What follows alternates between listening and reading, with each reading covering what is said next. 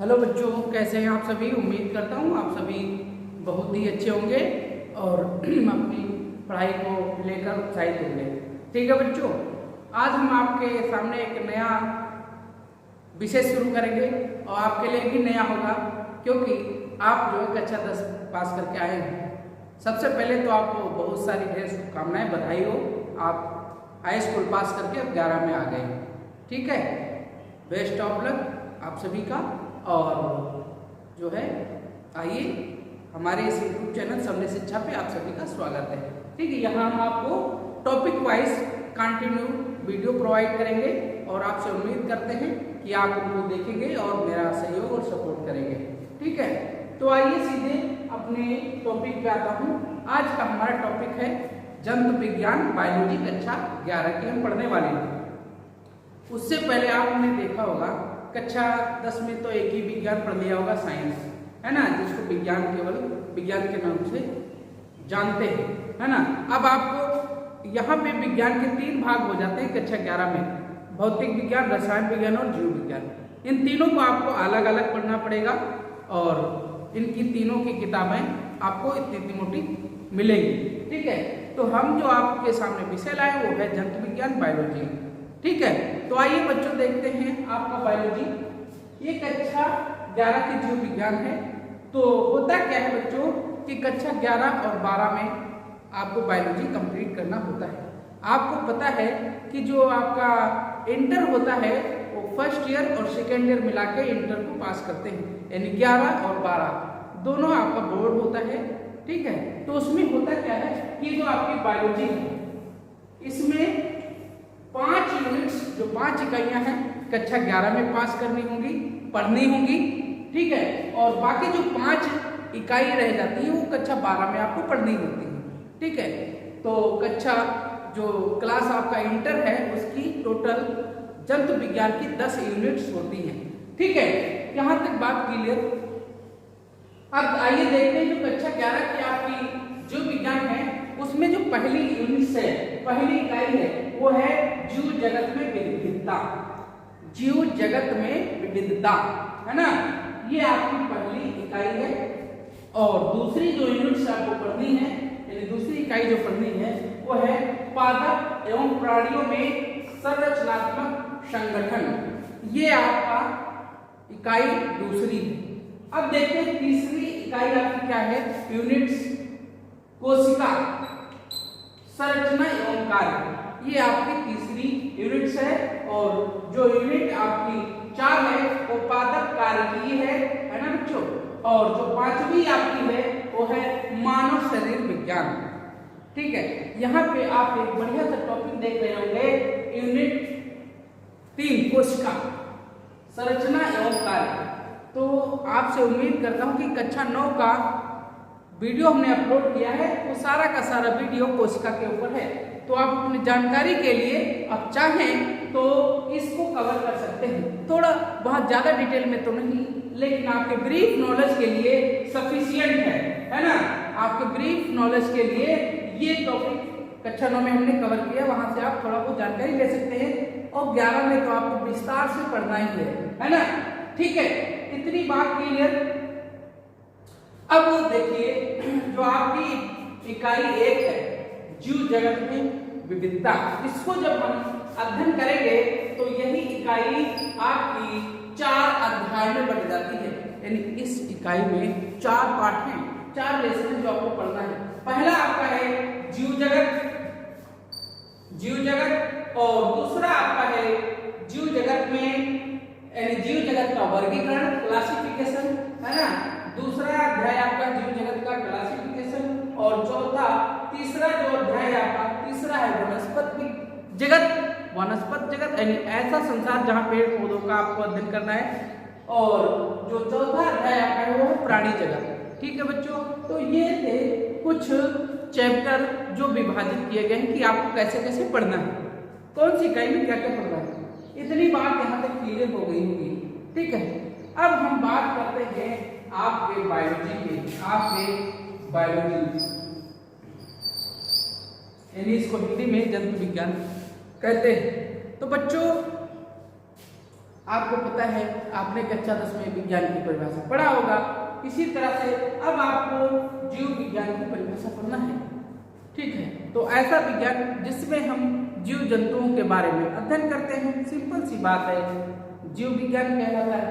तो देखिए, जीव विज्ञान जो शब्द है, सबसे पहले दो वैज्ञानिक हुए, एक लेमार्क और दूसरे ट्रेविरेनस। इन्होंने 1802 में जीव विज्ञान यानी बायोलॉजी शब्द नाम दिया। बायोलॉजी नाम किसने दिया? तो लेमार्क और ट्रेविरेनस ने। और किस सन में? तो 1802 में। ठीक है बच्चों, यहां तक क्लियर। अब देखते हैं कि जो बायोलॉजी है ये दो शब्द लेकर बनी हुई है, यानी इसमें ग्रीक भाषा के दो शब्द हैं। पूछा जाता है कि इसमें जो बायोस है और लोगस है ये कौन सी भाषा के शब्द हैं? तो बच्चों, ये बायोलॉजी, बायोस और लोगस ये दोनों ग्रीक भाषा के शब्द हैं। बायोस का मतलब होता है लाइफ और लोगस का मतलब होता है स्टडी, यानी ऐसा विज्ञान जिसमें हम जीवधारियों का अध्ययन करते हैं, जीव जंतुओं का अध्ययन करते हैं, जीवन का अध्ययन करते हैं, बायोलॉजी के अंतर्गत आता है। ठीक, यहाँ तक क्लियर। ये बेसिक चीजें थी, ये हमारी इंट्रोडक्शन क्लास है, इसलिए इसमें आपको ज्यादा नहीं, एक ब्रीफ नॉलेज देंगे आपके कॉन्सेप्ट को क्लियर करने के लिए। ठीक है, अब बात आती है, शब्द तो इन्होंने दे दिया, इसके फादर कौन है, इसके जनक कौन है? तो यहाँ पे एक क्वेश्चन आता है कि बायोलॉजी के जनक कौन है? तो वो है अरस्तु। अरस्तु है ना। जंतु विज्ञान बच्चों आपकी दो भागों में बढ़ जाती है, एक तो जूलॉजी होती है, दूसरी बॉटनी होती है, यानी जंतु विज्ञान और वनस्पत विज्ञान, है ना। तो वनस्पत विज्ञान के थियोफ्रेस्टस हैं, वनस्पत विज्ञान के जो पिता हैं, फादर हैं, ठीक है, जनक है, वो कौन है? थियोफ्रेस्टस है। लेकिन जो जंतु विज्ञान के जनक है वो है अरस्तु। तो वनस्पत विज्ञान के जनक थियोफ्रेस्टस और जंतु विज्ञान के जनक अरस्तु। ठीक है, यहाँ तक क्लियर हो गया, कोई डाउट नहीं।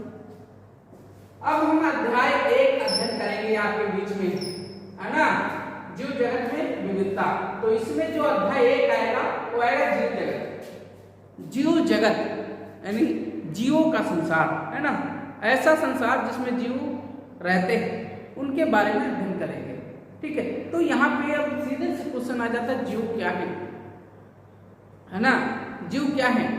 तो हम कहेंगे जिनमें वृद्धि, जनन की क्षमता तथा कोशिकाओं के बने हों, जीव कहलाते हैं। जिनमें वृद्धि पाई जाए तथा जिनमें जनन की क्षमता पाई जाए तथा जो कोशिकाओं के बने हों, जीव कहलाते हैं। क्लियर, यहां तक क्लियर। अब हम बात करेंगे कि जो कोशिकाओं के बने हो जीव कहलाते हैं। यहाँ पर भी अगर कोशिका के आधार पर देखें बच्चों, तो जो जीव होते हैं, जंतु होते हैं, वो एक कोशिकीय जंतु होते हैं। मतलब ऐसे जीव जो एक कोशिका के बने हैं, सारा कार्य एक ही कोशिका से करते हैं, चाहे वो जनन हो, चाहे वो पोषण हो, चाहे वो पाचन हो, चाहे वो उत्सर्जन हो, उनकी एक ही कोशिका सारा कार्य करती है। अब यहाँ पे बात आती है कि दूसरे और होते हैं, ठीक है, अकोशिकीय। एक तो एक कोशिकीय जो हो गए, दूसरे अकोशिकीय। अकोशिकीय का मतलब ऐसे जंतु जिनमें कोशिका होती ही नहीं है ना, ऐसे जंतु जो कोशिकाओं के बने ही नहीं होते, है ना।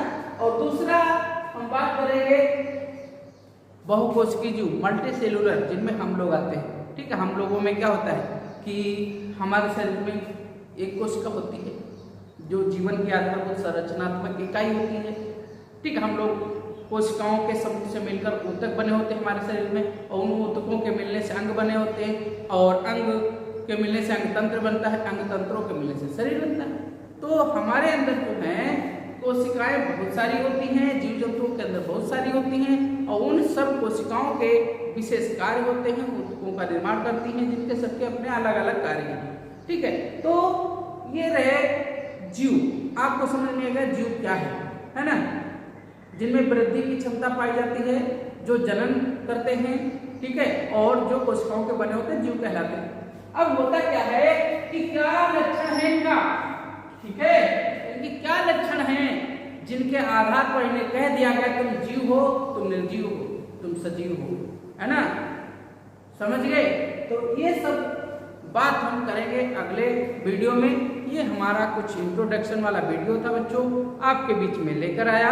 आप कमेंट करके बताएंगे कि आपका कॉन्सेप्ट क्लियर हुआ कि नहीं हुआ, और आपके डिमांड पे ही हम अगला वीडियो लेकर आएंगे, ठीक है बच्चों।